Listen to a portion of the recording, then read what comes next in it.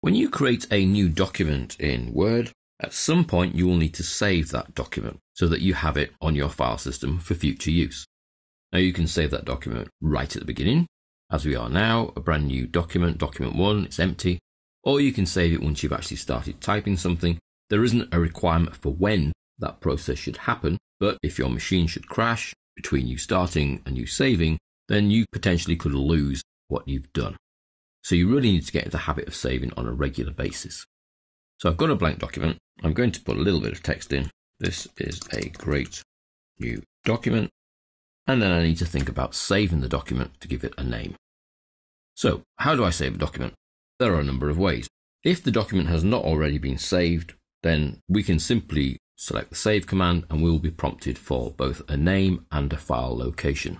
Now, the save command is accessible in my case from the quick access toolbar. Here we have a little save disk, or we can go to file and save, or we can do Control S, all of which will take you to exactly the same place, which is the save with a name and location dialog box. So I'm going to do Control S, and you can see that triggers the save as. So effectively the same as us coming to file and save as.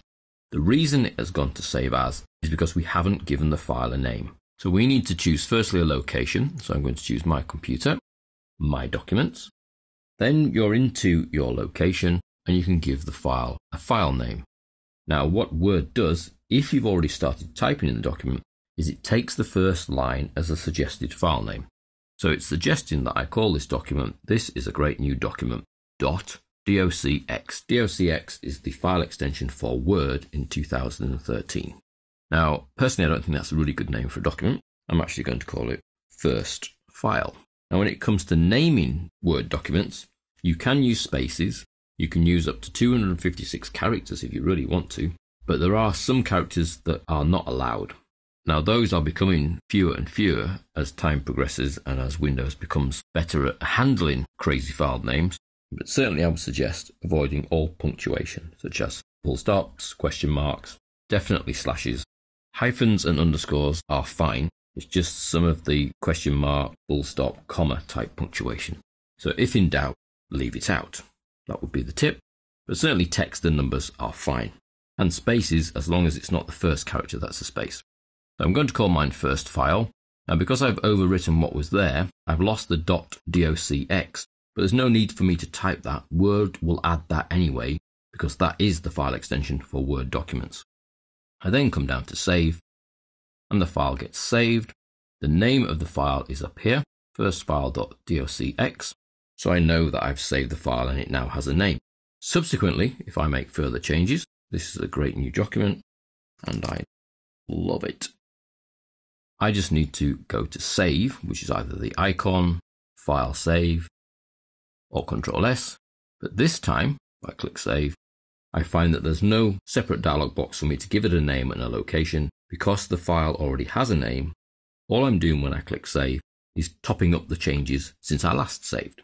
So the first time you save, you will need to give it a name and a location. Subsequent saves are just effectively saving your extra changes since you last did a save.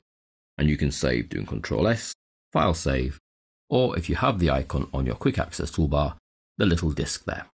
Now, should you need to either save the file with a different name or save it in a different location, then we will need to use Save As. So we go to File and Save As. This will bring us back to the Save As dialog box where I can choose Computer, or if you're already logged into your account and you've attached your SkyDrive, you can save directly to your SkyDrive.